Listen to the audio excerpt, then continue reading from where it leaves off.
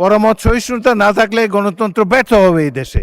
আমি আশা করব যুক্তি নির্ভর এবং অপর পক্ষের প্রতি সম্মান রেখে বক্তব্য সবাই রাখবেন। সংসদে তো কথা বলার জায়গা, কথার মাধ্যমে যুক্তির মাধ্যমে অপর পক্ষের বক্তব্যকে খণ্ডন করা যাবে।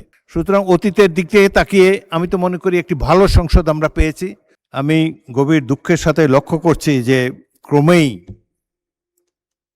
কিছু কিছু সদস্যের মধ্যে আমি অসহিষ্ণুতা লক্ষ্য করছি। জাতীয় সংসদ 5 বছরের জন্য নির্বাচিত হয়েছে। এখানে প্রত্যেকেরই কথা বলার স্বাধীনতা আছে। আপনারা সরকারি দলকে, বিরোধী দলের যেটা দায়িত্ব, সরকারের নানা ধরনের ত্রুটি বিচ্যুতি সম্পর্কে আপনারা সঠিকভাবে বক্তব্য রাখছেন, আরও ভবিষ্যতে রাখতে পারবেন। কিন্তু একজন মন্ত্রীকে তার বক্তব্য তো শেষ করতে দিতে হবে। একজন মন্ত্রী তার বক্তব্য শেষ করার পরে আবার আপনারা দাঁড়ালে আমি পয়েন্ট অফ অর্ডারও দিতে পারি, পরবর্তী প্রশ্ন উত্তর পর্ব তো জারি রয়েছে। সুতরাং কথা বলার সুযোগ এবং স্বাধীনতা আপনাদের রয়েছে। কিন্তু আমি দেখলাম যে বিরোধী দলের নেতা দাঁড়ালো, পিছন থেকে বেশ কয়েকজন দাঁড়িয়ে, তাদেরকে বসানোই যায় না। সংসদে তো কথা বলার জায়গা, কথার মাধ্যমে যুক্তির মাধ্যমে অপর পক্ষের বক্তব্যকে খণ্ডন করা যাবে। তো আজকে যে কথা মাননীয় বিরোধী দলের নেতা বলেছেন সেটি আমি পরীক্ষা করে দেখব। যদি অসংসদীয় কিছু থাকে তাহলে সেটাকে এক্সপাঞ্জ করা হবে, কিন্তু কথা বলার স্বাধীনতা হরণ করবেন না। আপনারা যে কজন আছেন তার 2 গুণ 3 গুণ এই পাশে আছে। সুতরাং শব্দ করে বিচারের বাণীকে স্তব্ধ করা যাবে না।